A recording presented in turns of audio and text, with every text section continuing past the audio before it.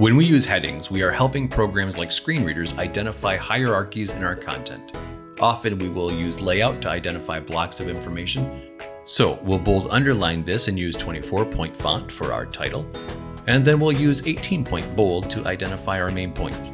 And then maybe we'll indent and use 12-point for all of the subpoints. We're so used to it that we take it for granted, but this layout is actually communicating information. You're identifying information visually. Granted, if you use an outline format, that might be communicated by Roman numerals and letters, but so often we're just writing and not realizing how much we're communicating visually just through layout. The problem? Screen readers don't communicate size of text or indentations, so what could be subtly or even subconsciously communicated to someone who is visually observing your layout, that information is lost to someone who relies on a screen reader to interpret your content. This is why it's so important to utilize heading tools in your document creation software. Whether creating a PDF or simply posting in a discussion board, it's important to use headings. Not only do headings identify the hierarchy of information you're trying to communicate, it also affords screen readers the ability to skip through the page, jumping from similar heading to similar heading.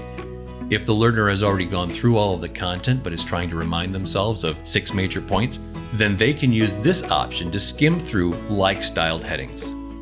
Obviously, this takes some planning, but it's something you can do from the very start. If you prepare your content in outline form, then you can easily identify that all Roman numerals will be heading 2. Then each subpoint, capital letter, will be a heading 3. Or if you use a tablet or notepad, just make sure that you're reminding yourself of the level of headings while you're creating the content.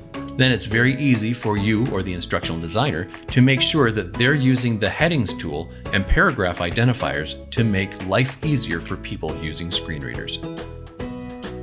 Lists are definitely important as well.